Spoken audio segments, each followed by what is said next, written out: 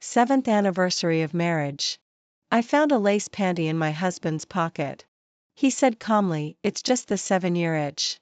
Could it be that you can divorce me? Are you willing to?" I was so angry that I got drunk late at night. When I woke up and saw the naked man on the bed, I just took it as a sexual indiscretion after drinking and thought we could part amicably. But later, the man trapped me in his arms. "Sister, when will you divorce and give me a proper status?" I bit my lip and refused to speak. He sneered coldly and moved faster and faster. "Not talking? Then do it until sister agrees. My husband is having an affair. He frequently doesn't come home, giggles while looking at his phone, and is getting colder and colder to me. All these once made me suspect that Ian is having an affair.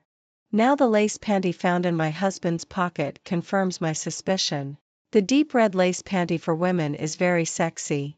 No wonder it can make Ian so infatuated that he even forgot our 7th wedding anniversary. When I threw the panty in front of Ian, there was not a trace of panic on Ian's face. He looked at me calmly. "It's just the 7-year itch." There was no panic, no excuse, and he was very calm. It was as if an invisible hand was tightly wrapped around my heart, making it hard to breathe. Ian's tone was sarcastic.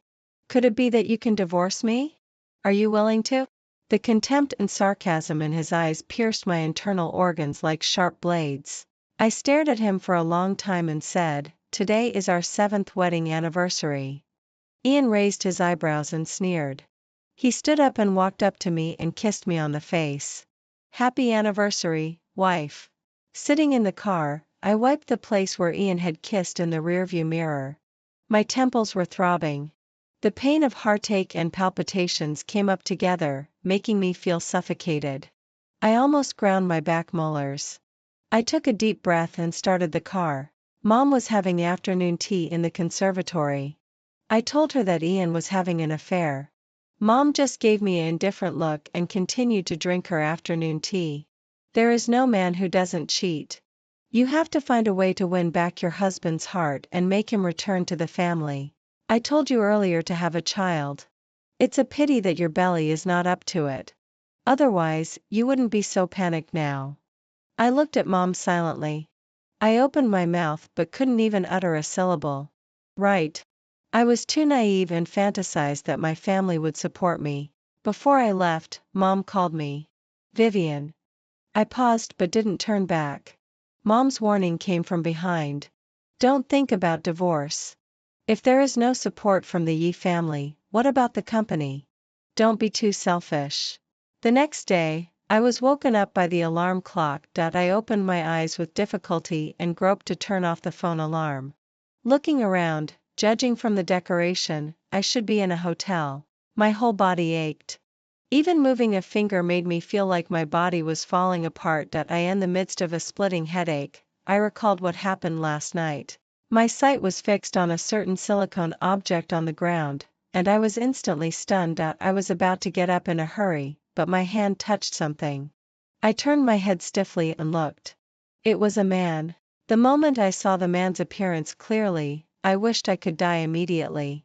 Quinn, who took over Shuriwa Group at the age of only 25, has extremely cruel ways of doing things and is extremely nitpicking in work. He is also the cooperation partner I have coaxed for nearly half a year. The ambiguous memories of last night swept over like waves. I hurriedly put on my clothes and was ready to run away. Just when I was putting on my shoes, the man's hoarse voice made me stop. "Sister, where are you going?" "Sister? Mr. Quinn. When did I become your sister?" I looked at him with tears in my eyes. Quinn leaned against the backrest, looking lazy and calm. He raised one eyebrow and looked at me. I answered with a stiff upper lip. "I should go to work." Quinn snorted.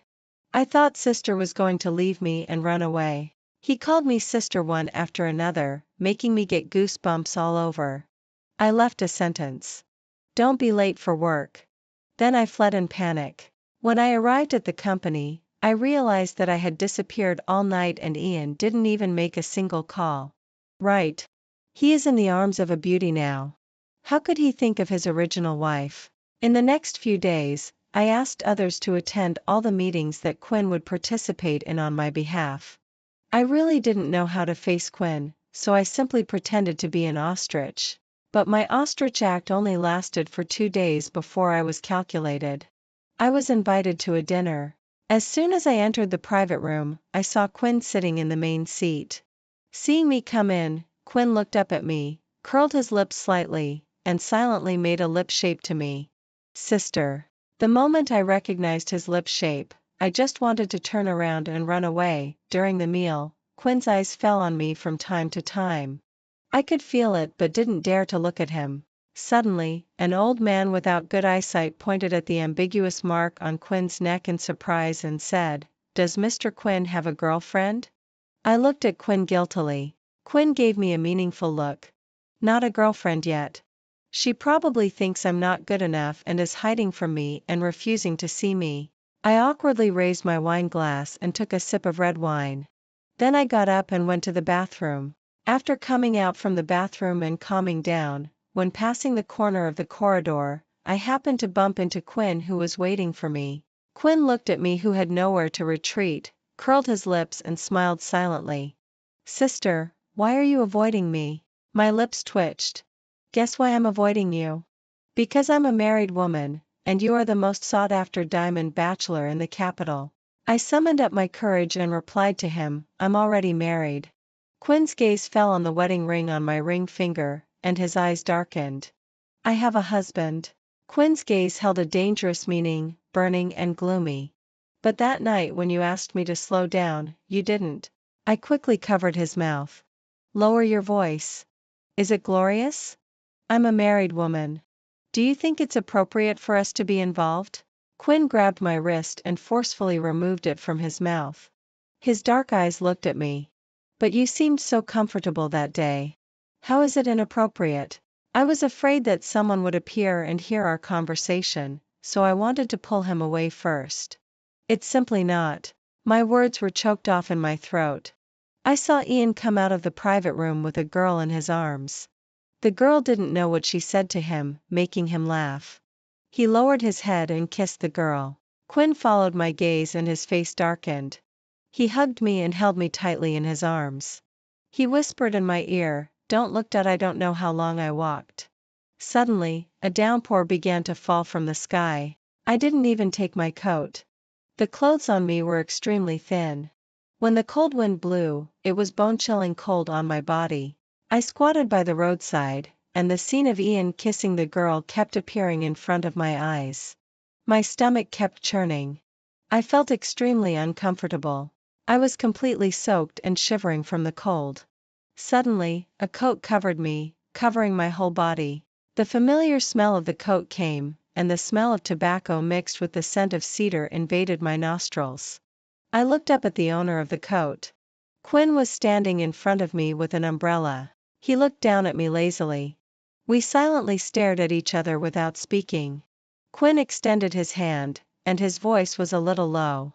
"Sister, come with me." As if by magic, I took his hand. I said, "I have nowhere to go back to." Quinn took me back to his home. "Take a bath first. Don't catch a cold." I took a simple bath. Quinn didn't have women's pajamas at home, so I wore one of Quinn's shirts. The wet ends of my hair were dripping water, creating water stains on the shirt.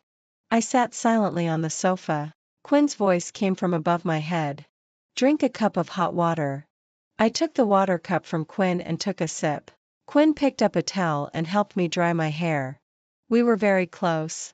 I could even hear Quinn's heartbeat. Such a posture and distance created an ambiguous illusion. My gaze fell on the ambiguous hickey on Quinn's neck, and I was a little lost in thought. There was a subtle but undeniable ambiguity spreading in the living room. "Sister." Quinn's deliberately lowered voice was extremely seductive. "Want a kiss?" I stared at him in a daze, and my ears tingled a little. The living room light was a little dim, and the ambiguous atmosphere was multiplying every minute. In the next second, I kissed his lips. Quinn held the back of my head. His aggressive kiss made me unable to exert any strength. Really annoying. He buried his head in the crook of my neck. Sleeping with someone else's wife and being a mistress really sucks. Sister. He couldn't control the strength as he bit my neck. When can you make me feel good? The next day I woke up in Quinn's arms. Nothing happened. After a kiss, I suddenly started crying without warning. He gently stroked my back to soothe my emotions. I cried and then fell asleep. A beam of light projected on my face through the window. The sunlight almost penetrated my body. At this moment, I fully realized that my marriage with Ian was over. He betrayed me, and I betrayed him. Neither of us is more noble than the other. My heart is suffering. I am using Quinn to retaliate against Ian's infidelity to our marriage. I am despicable and contemptible. I don't want to continue, and I shouldn't continue. I pushed Quinn away and got up. Quinn's deep voice came from behind. Where are you going? I didn't look back. Home. Have breakfast before you go. I shook my head and continued to get dressed. I didn't go back all night. My husband will. Quinn interrupted me with a sneer. Since last night, your phone hasn't even rung once. Your husband doesn't care at all where you are or what you did with whom. He tore open the ugliness of my marriage in an almost cruel way. I turned to look at him. Quinn's dark eyes were very deep. It has nothing to do with you. I have a husband. The relationship between me and you is at most a one-night stand. It's not even an extramarital affair. There won't be a third time between me and you. After I took a bath and came out at home, I happened to bump into Ian, who had just arrived home. Ian didn't come back all night. He came to change clothes. Just as Quinn said, he didn't know that I didn't come back all night, and he didn't know that I had slept in another man's arms all night. Because he was busy being affectionate with his new love. The unobscured hickey on his neck was proof. I stared at the hickey on Ian's neck in a daze. I remembered the girl who was coquettishly talking to him with a smile. She was very young, just as young as I was 7 years ago. She should have just graduated from college. Her eyebrows and eyes were youthful, and even her voice was sweet and soft. My marriage with Ian was begged for by my parents at the cost of their dignity. The Yi family is prosperous and has strong strength in Jiangcheng. At that time, my family was on the verge of bankruptcy. If I marry Ian, the Yi family will inject capital and save my family's broken capital chain. In everyone's eyes, my marriage to Ian is including my parents. For 7 years, I have tried hard to be a good wife and mother, taking care of Ian's daily life in every detail. I please my parents-in-law and also take care of my career. I asked him, "Where did you go last night?" Ian paused while putting on his clothes. There was a hint of impatience in his deep and cold eyebrows and eyes. "I worked overtime and slept in the company." I twitched the corner of my mouth and tore apart his lie. "That girl is very beautiful and very young." Ian stopped his movements and frowned at me, warning, "Don't touch her. She is timid and will be frightened." Listening to his protective warning, my mind went blank. Ian tied his tie and took out a box of medicine from his pocket and threw it on the bed. "This month's medicine. Don't forget to take it." After we got married, Ian asked me to take birth control pills. He didn't want me to have his child. He said he hated children. I have been taking this medicine for 7 years. I endured the pressure to have children from both parents alone. But at the beginning of every month, he would put the medicine on my bedside on time and force me to take it. I stood up with the medicine and threw it into the trash can. Ian's voice was tinged with anger. "What do you mean by this?" I looked directly into his eyes and sneered. "I won't take this medicine anymore. If you want to satisfy your needs, go find the little bitch you keep. That girl is named Chloe. She is 22 years old and just graduated from college. Now she is your husband's secretary." My best friend Cynthia placed the photo in front of me. Looking at the intimate 2 people in the photo, I remembered Ian's protection of her yesterday, and a sour feeling welled up in my heart. Cynthia looked at me and seemed to want to say something but hesitated. I told her to speak directly. I frowned and looked at the photo. The girl in the photo did indeed look 6 or 7 points similar to me when I was in my early 20s. I looked at Cynthia in a daze, just in time to meet Cynthia's. "You are still alive, and your husband is already playing the game of finding someone similar to you. I can't even imagine what that surnamed you will do if you die. I think he just wants to disgust me. He has never liked me. Where is there any similarity? He wants to imply that I am old and find a young one to replace me. There was pity in Cynthia's eyes as she looked at me. So what are you going to do? I was silent for a long time, and my mother's words rang in my ears. Vivian, don't think about divorce. If there is no support from the Yi family, what will happen to the company? Don't be too selfish. In fact, my marriage to Ian is not up to me to decide. After getting married, I played the role of a perfect wife. In the eyes of outsiders, I am successful in my career and have a happy marriage. I am the envy of everyone in the wives' circle. I have too many things that I cannot give up. Cynthia saw my dilemma and said to me, no matter what decision you make, I will support you. But I don't want you to continue to wrong yourself. You have never been happy in this marriage. I don't want you to be unhappy. I looked past her at the floor-to-ceiling window behind her. The sun shone on the desk through the window. I couldn't help but think of the day when I lay in Quinn's arms. The sun also shone on me through the window like this, making my betrayal of marriage impossible to hide, as if it were going to penetrate my body and my soul. Quinn's dark eyes flashed through my mind. Now what right do I have to blame Ian for his betrayal of our marriage? He keeps a young girl, and I sleep with a young boy. What's the difference between us? I just want to keep this matter buried in my heart. As long as Ian is willing to return to the family, I will still play the almost perfect Mrs. Ian in everyone's eyes. Save my nearly broken marriage. In the conference room, Quinn sat opposite me, looking at me inch by inch. It has been more than half a month since we last met. I didn't bury my head in the sand like an ostrich and escape self-deceptively. From the beginning to the end of the meeting, Quinn's eyes never left me. After the meeting, he stopped me. General Manager Vivian, please stay. The people in the conference room were very perceptive and left. Only the two of us were left in the huge conference room. You've lost weight. I didn't expect that this would be his first sentence. I miss you very much. I looked at him expressionlessly. I hope General Manager Quinn won't say things that can be misunderstood in the future. There was pity in Quinn's eyes as he looked at me. Your marriage boat has sunk. Aren't you going to change to another boat? Are you still going to die on that broken boat? I was a little angry. My marriage is none of your business. There was a little more pity in Quinn's eyes. You are angry because I am right. I just want to remind you that my boat will always wait for you. His voice was deep. My feelings for you are not just a one-night stand. I stared at him for a long time. The sourness in my heart continued to spread. My nose was sour, and I held back my tears. Quinn is right. My marriage is over. Ian hasn't come back for 3 days. The person arranged by Cynthia took a photo of him accompanying Chloe to the obstetrics and gynecology department. Ian, who had disappeared for 3 days, came back. Looking at his expression, a sense of uneasiness welled up in my heart. Ian stared at me for a long time and then spoke resignedly. He said, Chloe is pregnant. It was as if something had pierced and gnawed at the deepest part of my heart, bringing a dull pain that I couldn't bear. Amid a severe ringing in my ears, I heard Ian's voice intermittently. It was just an accident. I had originally wanted to calm down with all my might, but just as I couldn't control the stabbing pain coming from my heart, I also couldn't control my malicious words. Son of a bitch, how much longer do you intend to humiliate me? You can't control your lower body. That's fine.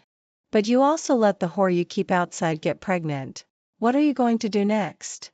Bring her back and let her be Mrs. Ian? Ian's face was gloomy as he listened to the malicious words I had never said on ordinary days. I smashed the teacup at hand. The teacup crashed to the ground violently and was smashed to pieces. I became strange and violent. I hysterically questioned him, how else do you plan to humiliate me? Ian defended himself. I said, this is just an accident. I looked at Ian, feeling more and more sorrow and powerlessness. We stared at each other in silence. I had a suffocating feeling as if I were a prey tightly wrapped by a python, and even my right to breathe was cruelly taken away. At this moment, the phone kept ringing. I forced myself to calm down and answer the phone. The moment the call was connected, Ian's anxious voice came through the receiver. "Vivian, the photos of Ian accompanying Chloe in and out of the obstetrics and gynecology department have been exposed." At this moment, I only felt a pitch-black darkness in front of me. The shabbiness of my marriage was completely laid out on the table, leaving me nowhere to hide. Ian was also on the phone, angrily ordering the other person, "I don't care what method you use. Take down the news for me." Immediately, the moment I hung up the phone, my mother's call came in. I hung up the phone and pressed the power off button. Ian took a deep breath and assured me, "The news will be taken down soon." His eyes were bloodshot as he admitted his mistake to me. "We will get through this difficult time together." This time it was my fault. Difficult time? Get through it together? I don't know how long it had passed. I only felt a chill on my face. I looked at the mirror not far away and then realized that my face was covered in tears. I wiped away my tears and stared at Ian for a long time.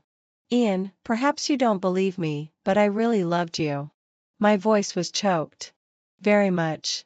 When I heard that the person I was going to marry was you, I was so happy that I couldn't sleep all night.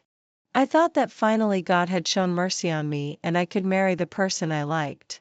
I had a crush on you since I first saw you at the age of 15. I had a crush on you for 7 years. I married you at the age of 22. After 7 years of marriage, I spent 14 years liking you. You occupied all of my youth. I thought that as long as I became the wife you wanted, you would like me. All these years I have always wanted to have a child, but you didn't. You were better at taking safety measures than anyone else. You watched me take birth control pills every day. And you also announced to the outside world that we had been trying hard, but it was just that I couldn't get pregnant. All these years when I couldn't have a child, I endured the sarcasm of your parents and the difficulties and cold stares from your lofty mother. Originally, everything was my fault. No matter what I did, I was always the woman who tried hard to climb up to the Yi family. You would never love me. How many 14 years can a person have?" Ian had always known that I liked him. Although my crush on him in my youth was not blatant, the love of a young girl could always not be hidden. Just like covering one's mouth, love would still escape from the eyes. So on our wedding night, he looked down at me condescendingly and said to me, "You really have the ability. You actually married me." I was at a loss because of his sudden coldness. Clearly, when we were discussing marriage, he wasn't like this. He looked down at me for a long time, his expression cold. "As long as you play the role of Mrs. Ian well, I won't let anyone or anything threaten our marriage.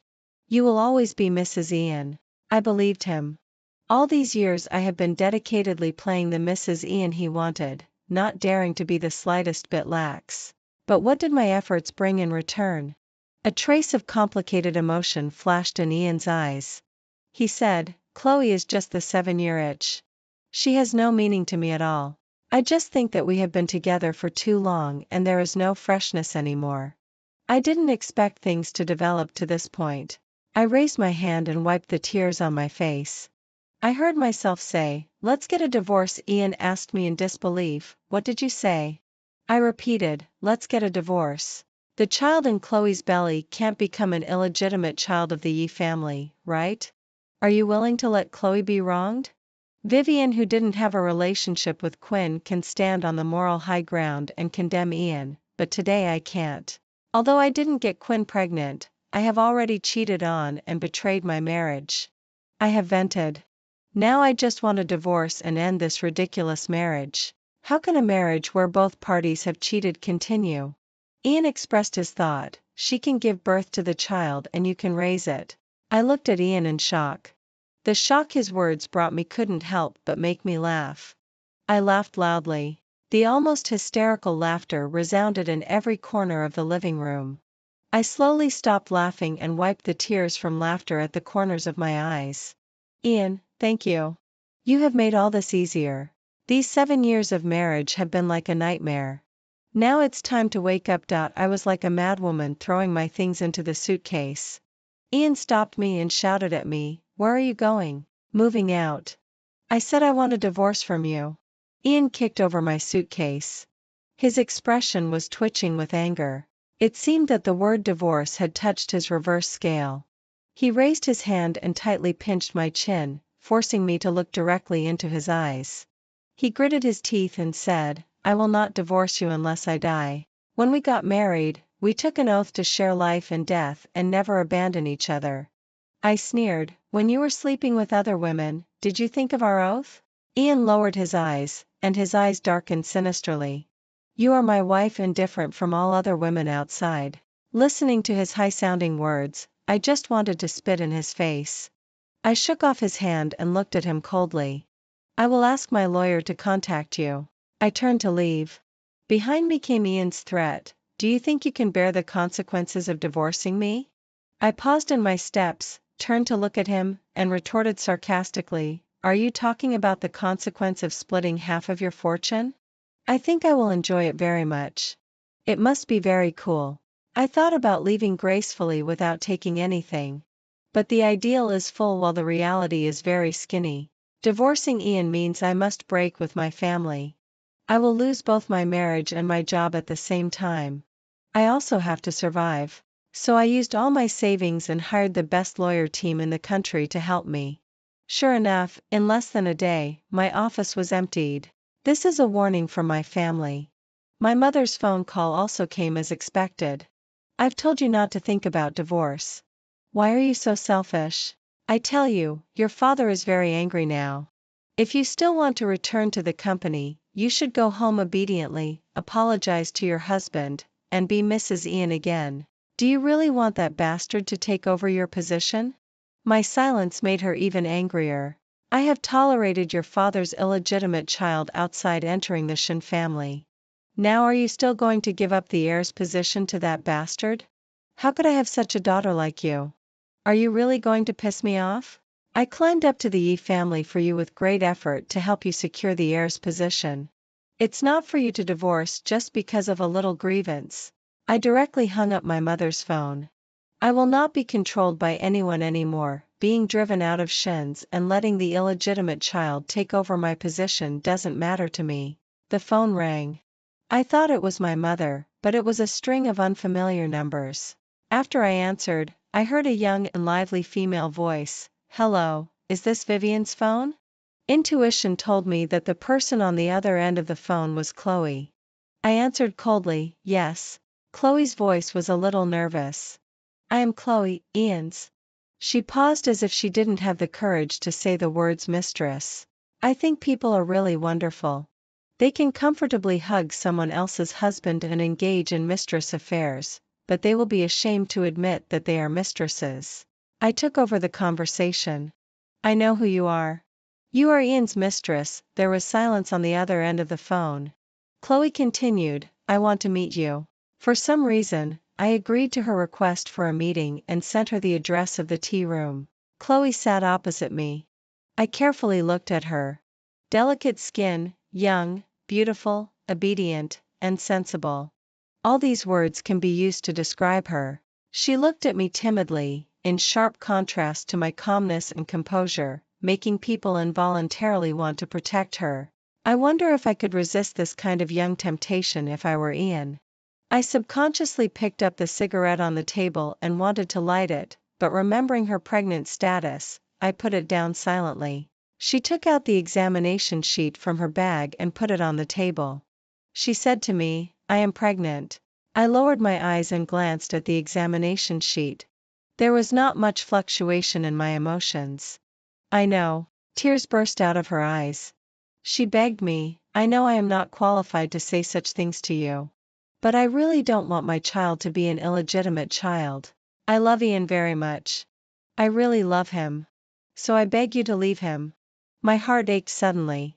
At this moment, I suddenly felt a little sorry for Chloe. She didn't know that Ian wanted to give her child to me to raise. She didn't even know that I had already broken up with Ian. I asked her, "Haven't you met Ian these days?" Chloe cried even harder. "I couldn't contact him after I told him I was pregnant. I had no choice but to come to you." I pushed the tissue box on the table towards her. "I have already proposed divorce to Ian. The person you should persuade now is not me but Ian. After saying that, I picked up the pregnancy test sheet on the table and put it in my bag. There is no reason not to take the evidence that is delivered to the door. I got up and left the tea room. As soon as I opened the door, I saw the man in a suit waiting for me at the door. He was my mother-in-law's secretary. The secretary greeted me politely, "Madam wants to meet you alone." My mother-in-law was still in that superior manner. When she saw me coming in, she asked me to sit opposite her. Her time has always been very precious, so she didn't beat around the bush and exchange pleasantries with me. Instead, she got straight to the point. Which man doesn't play around outside? But this time Ian really did wrong. He shouldn't have made someone else's stomach big. Mother-in-law took a sip of tea. "We do look forward to having a grandson. The Yi family is not the Shen family. We will definitely not let an illegitimate child in." At this critical juncture, she still didn't forget to taunt me about the matter of my having an illegitimate younger brother. She examined my expression. "If you are willing to raise that child, we will let her give birth. If you are not willing, this child will not be born." Looking at this cold-blooded woman in front of me, she is forcing me to make a choice. It felt like a huge rock was pressing on my chest, making it hard to breathe.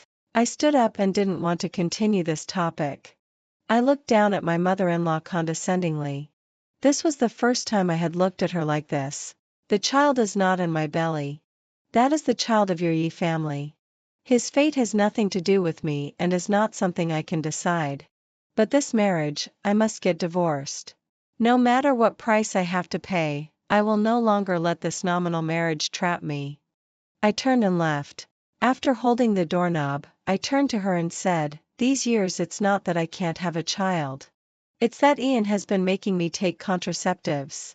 The lawyer said that Ian tore up the divorce agreement in front of him. His such a violent reaction was beyond my expectation. "Then send a copy to his company every morning, noon, and night. There will always be a day when he can't tear it up." After saying that, I finally turned on my commonly used mobile phone. At the moment it was turned on, countless missed calls and messages made the phone stuck for a long time. The calls and messages were basically all from Ian. Among hundreds of messages, I saw Quinn's message. "Quinn, where are you? Are you getting divorced? I have already had the news withdrawn." There were only 3 messages, each sent after a long interval. I looked at the time. After he sent the last message, there was no more news about Ian and Chloe on the internet. I edited the message, writing and deleting, deleting and writing. In the end, I only sent 2 words, "Thank you." I dialed Ian's phone. After the call was connected, I spoke first, "Let's meet." There was silence on Ian's side for a long time. Finally, he said one word, "Okay." Ian pushed the door and came in. He had a gloomy face, as if he was coming to interrogate me. Seeing the lawyer beside me, his face became even gloomier. He stared at me directly. His gaze seemed to have weight and pressed heavily on me. "Did you come to talk to me about divorce?" I looked at him without avoiding. "Is there anything else we need to talk about?" The lawyer put the divorce agreement on the table and pushed it towards him. "You didn't sign a prenuptial agreement. My client doesn't want much. She wants a property you have in Los Angeles, and some stocks and cash." Ian sneered disdainfully. He flipped through the divorce agreement. "Didn't you say you want half of my fortune? Why do you only want such a little thing?" I wasn't. I just looked at him indifferently. "The one who made a mistake is not only you. I won't ask for too much. I just need something that can let me live safely." Ian wouldn't think that the mistake in my mouth was actually that I had a relationship with Quinn. He just thought that the mistake I was talking about was marrying him. I said, "As long as you don't want it, I won't let Chloe give birth to that child. As long as you are willing to go home and continue our marriage, I can give you anything you want." I was still very firm. "I want a divorce." "You said you liked me, didn't you? You liked me for 14 years. After liking me for so long, how could you give up so quickly?" "I just made the mistake that all men in the world make. If you give up so easily, then what is our 7-year marriage?" I answered without hesitation, it's that I misjudged. It's that I was delusional. I said, let you raise this child. My expression became gloomy in an instant, and a stack of documents beside me was directly thrown at Ian. I asked him hoarsely, I had a child before, remember? A trace of panic and sadness appeared in Ian's eyes, exactly the same as what I saw when I had a miscarriage 2 years ago. It was the medicine you gave me. Those medicines made me lose my child. Ian still wanted to defend himself, but I stood up and grabbed his collar. The distance between us was suddenly shortened. I exerted so much force that the veins on the back of my hand bulged. My eyes were bloodshot. I gritted my teeth and said, you killed your own child with your own hands. How dare you ask me to raise someone else's child now? Ian was stunned by my violent appearance. He had never seen me so before. His voice was trembling. Sure enough, you have always hated me. I stared fixedly into his eyes and asked him in return, shouldn't I hate you? His eyes were full of tears, and a look of despair and trance appeared on his face. You should hate. You really should hate. I think I will never forget that day. It was an afternoon.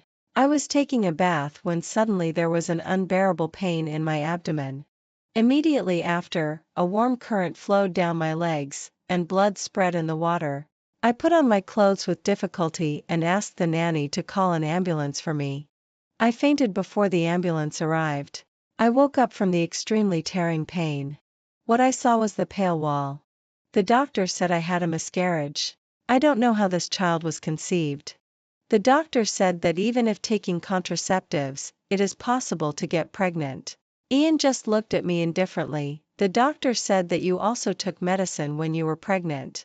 You couldn't have given birth to this child anyway. Just right. I don't want a child either. After this incident, the project that the company had been negotiating for more than half a year was finally settled. The other party took the initiative to come to us and hinted in every word that someone above me had given an order. After the contract was signed and sealed, I returned home. Ian was not asleep and seemed to be waiting for me. He asked me, did you settle it? At this moment, I fully understood that this was the Yi family's compensation for my loss of the child. The child I lost brought a huge contract to the company. This is the Yi family's compensation for me. My whole body was stiff, and there was a short-term tinnitus in my ears. I seemed to hear the sound of dignity falling to the ground and being smashed to pieces. My mother finally found my apartment. Her slap landed hard on my face. I am the process of my growing up. I can't remember how many slaps like this I have received. If I didn't pass an exam, my illegitimate younger brother Henry would be slapped. If I did something that didn't meet her wishes, I would be slapped. At my age, I am still being slapped. She hates having to raise an illegitimate child. She hates that I am not a boy. She hates that her husband is unfaithful to her, making her a joke and a topic of conversation among people. Immediately after that, her scolding resounded in every corner of the corridor. For a person who cares so much about face like her, she couldn't even wait to enter the room before taking action. Did you go to see Ian with a lawyer? Do you really want to drive your mother to death? Your mother-in-law has told me that as long as you don't want that child, it won't be born. The Yi family has given you enough face. What else do you want? It's just an illegitimate child. Just raise it. I, who had been silent all this time, was enraged by her words, and a burst of resentment rushed to my head. I stared firmly into her eyes and tried hard to control my voice from trembling. I won't be like you, enduring humiliation and raising a bastard just for others to call me Mrs. Henry. I will inherit your jewels, your real estate, and all your wealth. I paused and said firmly, but I will definitely not inherit your misfortune. Henry couldn't wait to move into my office. He also sent me a photo and said that he had changed the sofa in my office. He also said that if I couldn't find a job in the future, I could ask him and he would help me find a job. Since the day Henry was brought back to the Shen family, he and I have been competitors. He is not as smart as I am nor as hardworking as I am, so he loses to me every time. If he didn't take the opportunity to kick me when I'm down, I would find it strange. I didn't get angry and scold him. Instead, I calmly blocked him. Without the support of the Yi family, under the leadership of a mediocre person like Henry, how long can the Shen family linger on? Cynthia called to remind me that I need to attend a dinner party today. I know you and Ian are having a divorce now and don't want to show up in public. If you don't want to come, it's fine. No need. I'm just getting a divorce. I haven't killed anyone. I promise to support you. Don't worry. Sure enough, as soon as I appeared in the banquet hall, everyone's eyes instantly focused on me. Gossiping is human nature. I don't blame them. Because I used to be one of them.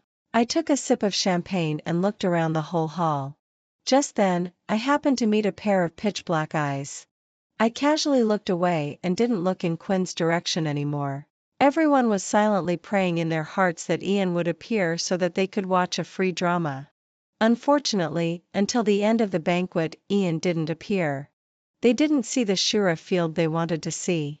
I even felt sorry for them. Even in the bathroom, I heard people discussing me and Ian.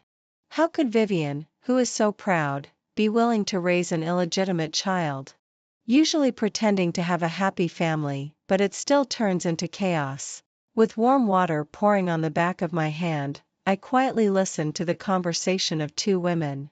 Vivian marrying Ian is a marriage up. I thought Vivian would endure humiliation.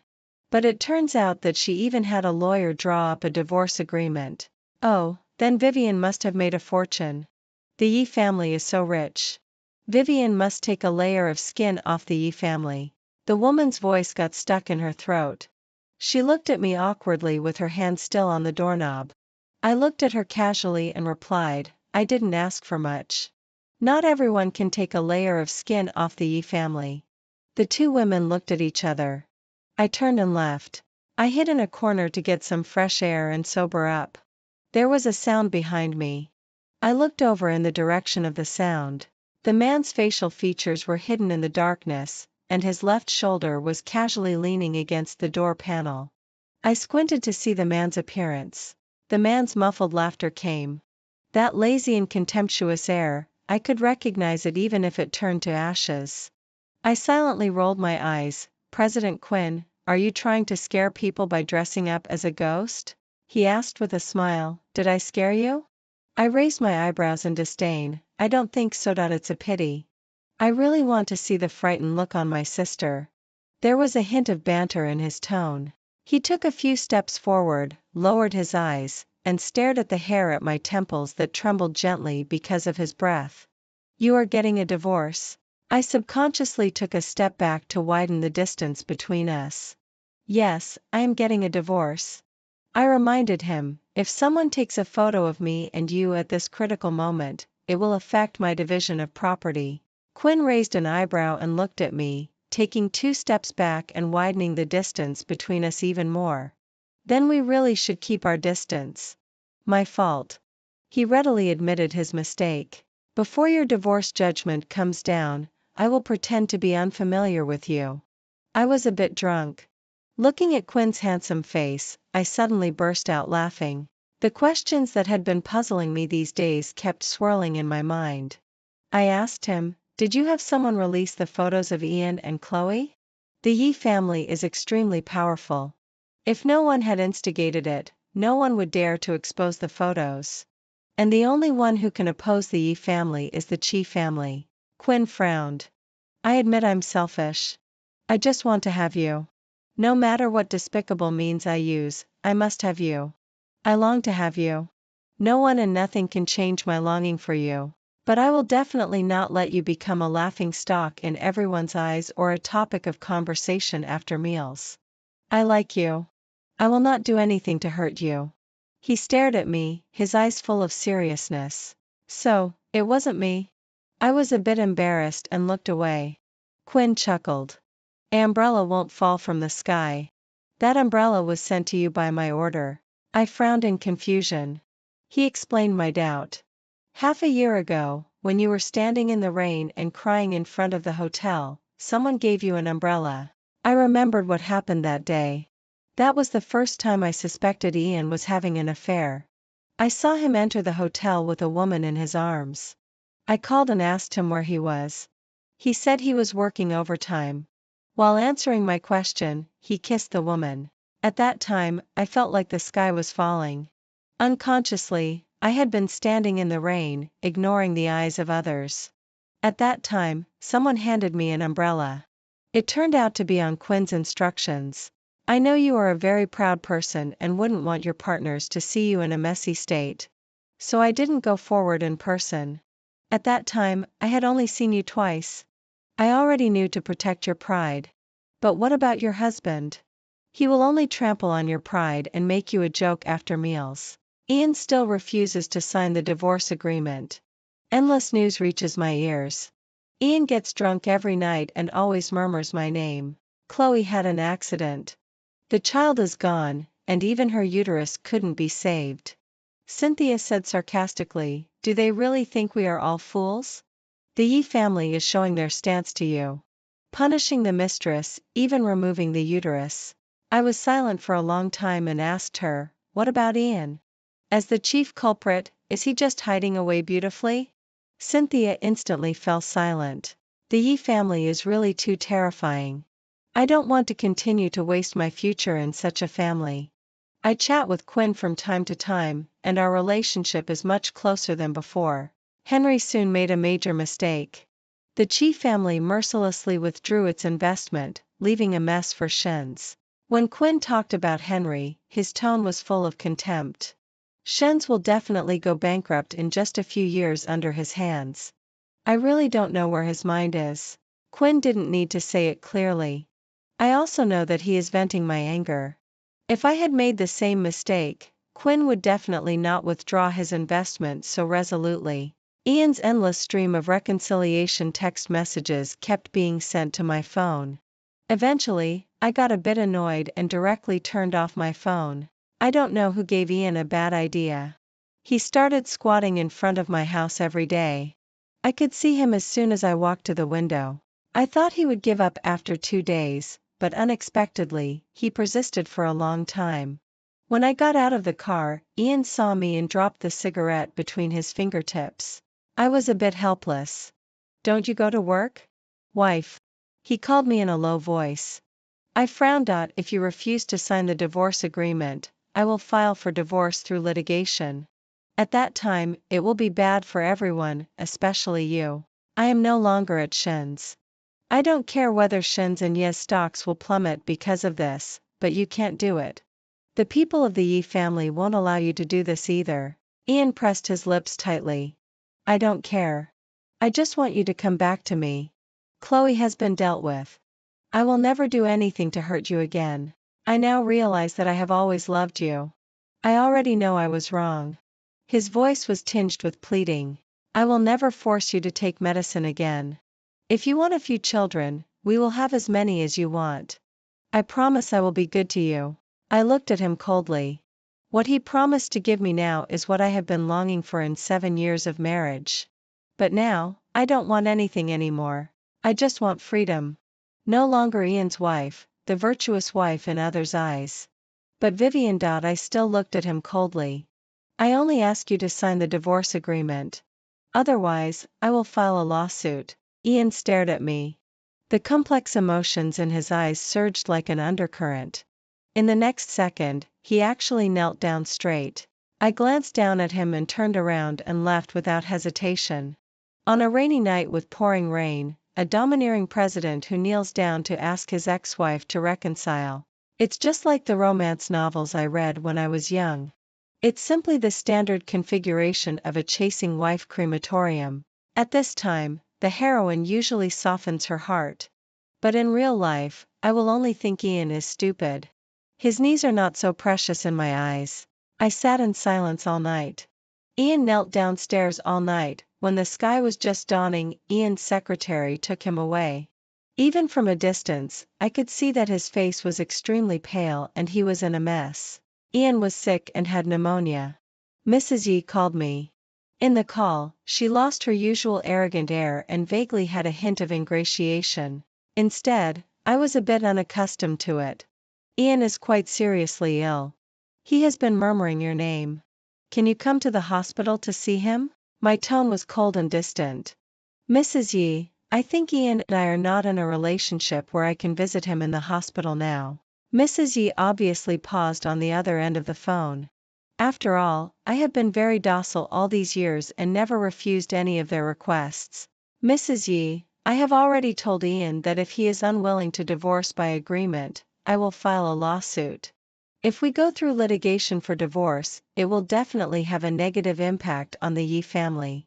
You'd better persuade him to sign the agreement as soon as possible. After hanging up the phone, I glanced at Quinn, who was sitting opposite me and drinking. Quinn looked up at me. Are you going?